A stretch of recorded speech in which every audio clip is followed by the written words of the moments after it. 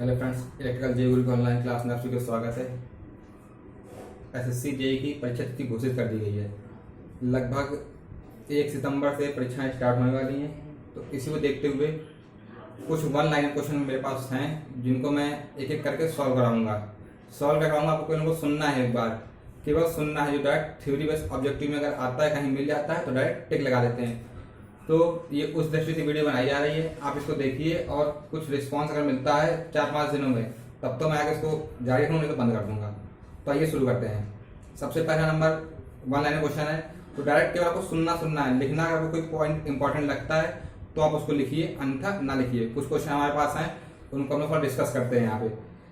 सबसे पहला पॉइंट दिया गया है, बहुत कम प्रतिरोध वाला मार्ग संट कहलाता है। बहुत कम प्रतिरोध वाला मार्ग संट कहलाता है, मतलब क्या हुआ, जिसमें धारा अधिकतम बह सके, जिसका प्रतिरोध का मान कम है, वो मार्ग क्या कराएगा, हमारा संट कराएगा। क्या कराएगा? संट कराएगा। पहला पॉइंट दिया गया, क्लियर है।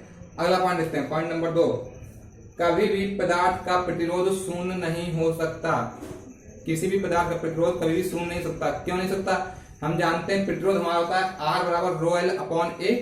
R बराबर रो एल अपॉन ए, उसकी कुछ ना कुछ लंबाई होगी। अगर पदार्थ है, कुछ ना कुछ उसका क्षेत्रफल होगा, तो डेफिनेटली उसका कुछ ना कुछ प्रतिरोध होगा। इसलिए कह रहे हैं कभी भी किसी पदार्थ का प्रतिरोध शून्य नहीं हो सकता। अगला क्वेश्चन देखेंगे, विशिष्ट प्रतिरोध। विशिष्ट प्रतिरोध का मात्रा क्या होता है, ये हमको ड्राइव करना है, निकालना है। क्या होता है विशिष्ट प्रतिरोध? R बराबर रो एल अपॉन ए।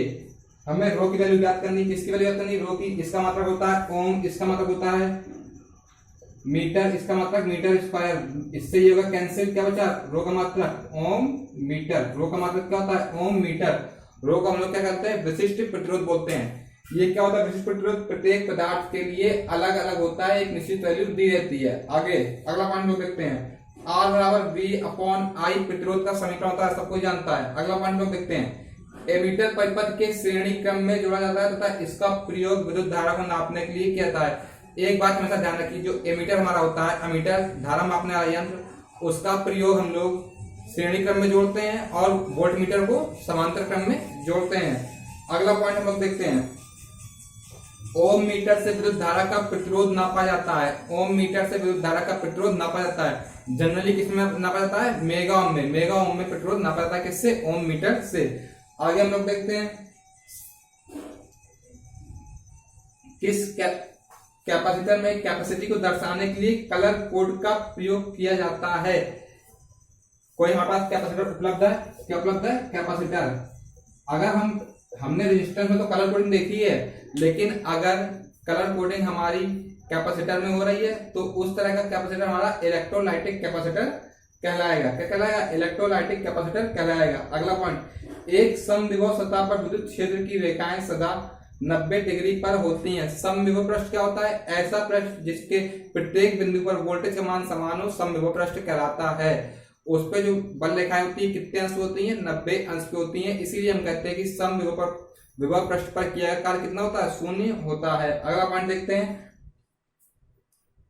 एक आवेशित चालक से आवेश हटाने की उपयुक्त विधि चालक को ग्राउंड करना है। सबसे सस्ती और सबसे आसान विधि है। मान लीजिए कोई कंडक्टर है, इसको हमें न्यूट्रल करना है या इससे आवेश को गायब करना है, कुछ नहीं करना, आप एक वायर जाकर पृथ्वी से जोड़ दीजिए, ये कैसे हो जाएगा? न्यूट्रल हो जाएगा या ग्राउंड हो जाएगा। सबसे सस्ती विधि है। अगला पॉइंट हम लोग देखते हैं, पॉजिटिव चार्ज के कारण विद्युत क्षेत्र की दिशा चार्ज से बाहर की ओर होती है। पॉजिटिव चार्ज के कारण विद्युत क्षेत्र की दिशा कहां की होती है? बाहर की ओर होती है। हम लोग जानते हैं जो विद्युत बल रेखाएं होती हैं धनात्मक से निकलकर ऋणात्मक की ओर जाती हैं। कहां जाती है? धनात्मक से निकलकर ऋणात्मक की ओर जाती हैं। तो पॉजिटिव में बाहर की ओर होंगी और नेगेटिव में अंदर की ओर होंगी। अगला पॉइंट हम लोग देखते हैं, एक कैपेसिटर बनाने के लिए उच्च विद्युतशीलता का डाइलेक्ट्रिक उत्तम होता है। कह रहा है हमको अगर कोई संधारित्र बनाना है, कैपेसिटर बनाना है, तो हम ऐसा मटेरियल लेंगे जिसकी रिलेटिव परमिटिविटी यानी एप्सिलॉन आर का मान हाई हो। अगर हमें संधारित्र बनाना है, उसके बीच में हमें डाइलेक्ट्रिक मटेरियल भरना है, तो ऐसा पदार्थ लेंगे जिसकी परावैद्युत सामर्थ्य कैसी हो? उच्च हो। अगला पॉइंट हम लोग देखेंगे, इलेक्ट्रोलाइटिक कैपेसिटर केवल डीसी पर प्रयोग किए जाते हैं। अगर कहीं ऑप्शन में देखे डायरेक्ट कि ऐसा कौन सा कैपेसिटर है जो डीसी पे प्रयोग किया जाता है, तो हम लोग कहेंगे इलेक्ट्रोलिटिक कैपेसिटर। और इलेक्ट्रोलिटिक कैपेसिटर में ही हम लोग कलर कोडिंग करते हैं। आगे हम लोग देखते हैं माइका कैपेसिटर का विशेष गुण उनका कम लीकेज प्रतिरोध है। कैसा है? कम लीकेज प्रतिरोध है। अगला पॉइंट हम लोग देखेंगे, एक माइका तथा सिरेमिक कैपेसिटर का मान समान माप के हैं, किसकी कैपेसिटी अधिक होगी, किसकी चार्ज स्टोर करने की क्षमता अधिक होगी, माइका की कि सिरेमिक की? तो किसकी अधिक होगी? सिरेमिक की चार्ज स्टोर करने की क्षमता अधिक होगी। क्यों? क्योंकि उसकी रिलेटिव परमिटिविटी हाई होती है। आगे देखेंगे हम लोग, एक माइक्रोफैरेड किसके तुल्य है? Microfarad 10⁻⁻⁶, picofarad 10⁻⁻12, नैनोफैरेड 10⁻⁹। ये पता होना चाहिए, माइक्रो, पिको और नैनो, इतने तो आपको कम से कम पता होने चाहिए। आगे हम लोग देखते हैं, एक खोखले चालकी गोले के अंदर वैद्युत क्षेत्र नियत रहता है। खोखले गोली चाले के अंदर वैद्युत क्षेत्र कैसा रहता है? नियत रहता है। कहने का मतलब है, ये मान लीजिए एक कंडक्टर है, ये कैसा है? खोखला है अंदर से, तो इसके अंदर जो वैद्युत क्षेत्र है E बराबर V/D, ये कैसा रहेगा? हमारा नियत रहेगा। कैसा रहेगा? नियत रहेगा, मतलब कांस्टेंट रहेगा, इसका मान चेंज नहीं होगा। अगला पॉइंट लोग देखते हैं, एक गतिमान आवेश उत्पन्न करता है विद्युत तथा चुंबकीय क्षेत्र दोनों। मान लीजिए हमारा कोई आवेश है, इलेक्ट्रॉन प्रोटॉन, ही तो हमारा आवेश है। क्या है? कोई एक आवेश है, अगर ये गति कर रहा है, तो ये क्या क्या उत्पन्न करेगा? ये हमारा वैद्युत तथा चुंबकीय दोनों गुण उत्पन्न करेगा। क्या करेगा? वैद्युत तथा चुंबकीय दोनों गुण उत्पन्न करेगा। क्या है? धारा, आवेश प्रवाह जो धारा कहते हैं। अगर आवेश द्वारा धारा होगी, अगर धारा बहेगी तो उसके कारण कुछ ना कुछ चुंबकत्व तो होगा कि नहीं होगा? बिल्कुल होगा। यही इस पॉइंट में है। अगला पॉइंट हम लोग का है, केबल में न्यूनतम विभव प्रवणता किस स्थान पर होगी? मान लीजिए हमारे पास कोई केबल दी गई है। क्या दी गई है? केबल या तार, केबल हमारे पास दी गई है। ये क्या है? केबल। इसके अंदर कई कंडक्टर गए होंगे। बोल रहा है केबल में न्यूनतम विभव प्रवणता किस स्थान पर होगी? न्यूनतम विभव प्रवणता फॉर्मूला क्या होता है? G बराबर V/D log D/D। बोला है न्यूनतम विभव प्रवणता हमारी कहाँ पे होगी? तो हमेशा रखें, जो न्यूनतम विभव प्रवणता हमारी होगी वो यहाँ पे होगी। कहाँ पर? सरफेस मतलब इंसुलेशन पर। कहाँ पर होगी? इंसुलेशन पर। और अधिकतम कहाँ पे होगी?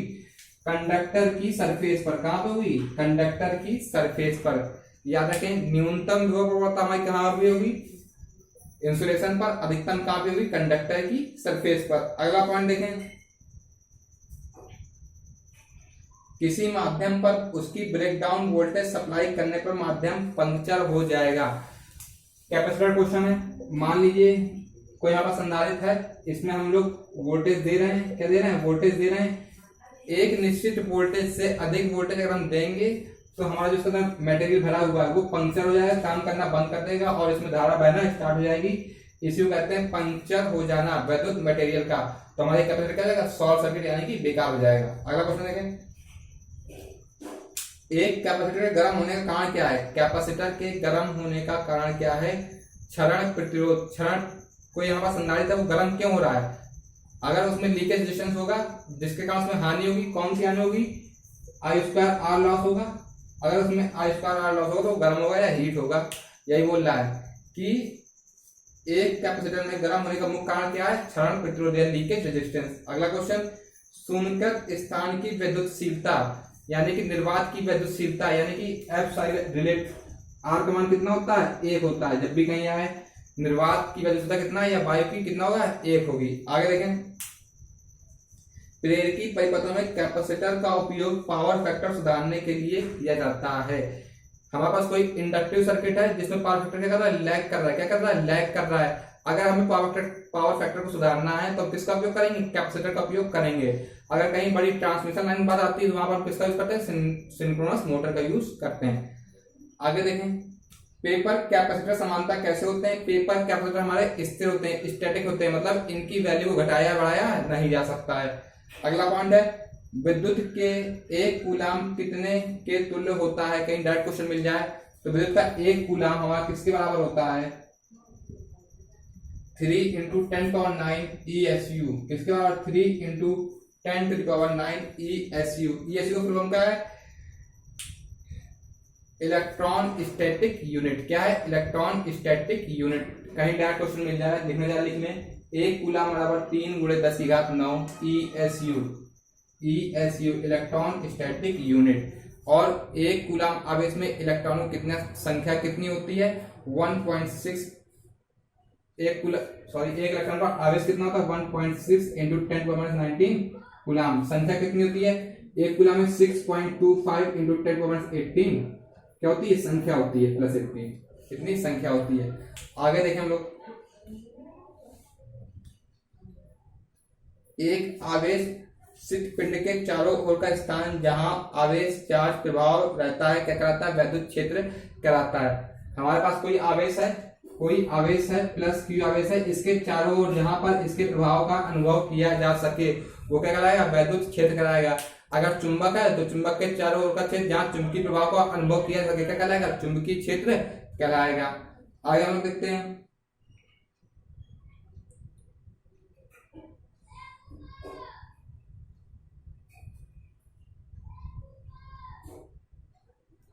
कहलाएगी संधारित्र में वैद्युत आवेश कहां पर संचित होता है? जो हमारा डाइलेक्ट्रिक मीडियम या परावैद्युत पदार्थ भरा गया है वहीं पर हमारा आवेश संचित होता है। अगला पॉइंट हमारा है क्या है? यदि दो इलेक्ट्रॉन परस्पर एक दूसरे की ओर गति कर रहे हैं तो निकाय की स्थितिज ऊर्जा क्या होगी? बढ़ेगी या घटेगी? हमको बताना है। कह रहा है 2 इलेक्ट्रॉन है हमारे, इलेक्ट्रॉन पर ऋण आवेश होता है, एक इधर को आ रहा है एक इधर को आ रहा है, तो इनकी स्थितिज ऊर्जा में क्या होगा? अगर 2 इलेक्ट्रॉन है एक दूसरे को आ रहे हैं तो आकर्षित तो करेंगे नहीं, प्रतिकर्षित करेंगे, तो इनकी स्थितिज ऊर्जा बढ़ेगी, इसकी स्थितिज ऊर्जा बढ़ेगी। लेकिन अगर एक इलेक्ट्रॉन एक प्रोटॉन होता हमारा और अगर एक प्रोटॉन होता, अगर ये आते एक दूसरे का तो बहुत तेजी से एक दूसरे को आकर्षित करते और जैसे ही आकर्षित करते हम कह सकते थे इनकी गतिज ऊर्जा बढ़ेगी। ठीक है, अगर समान आवेश आ रहे हैं तो उनकी स्थितिज ऊर्जा क्या होगी? बढ़ेगी। अगर विपरीत आ रहे हैं तो गतिज ऊर्जा बढ़ेगी। ये याद रखने वाला पॉइंट है। आगे देखें। यदि हमारा कोई घन दिया गया है उसके प्रत्येक कोने पर Q आवेश है। कोई हमारे पास क्या है? घन है। एक हमारे पास घन है जिसके प्रत्येक कोने पर Q आवेश है, तो घन टोटल इसमें जो फ्लक्स होगा वो कितना होगा? Q/8F∁0। गॉस के प्रमेय से आया कि संपूर्ण फ्लक्स का संपूर्ण आवेश का 1/ε गुना होता है। 8 फलके हैं इसलिए 1/8 लग जाएगा टोटल फ्लक्स की वैल्यू, वैल्यू फ्लक्स की वैल्यू। आगे पूछा है F∁0 का मान कितना होता है? 8.85 × 10⁻12 न्यूटन मीटर स्क्वायर पर कूलम स्क्वायर। ये इसका मात्रा होगा, सब लोग जानते होंगे।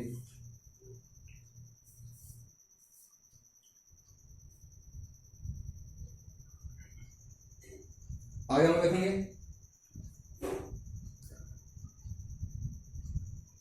कह रहा है कि 40 वाट, 60 वाट तथा 100 वाट, 40 वाट, 60 वाट तथा 100 वाट के तीन प्रकाशित बल्ब 220 वोल्ट के स्रोत के साथ श्रेणी क्रम में जुड़े हुए हैं। ये क्वेश्चन ये कहना चाह रहा है कि हमारे पास एक 40 वाट का बल्ब है,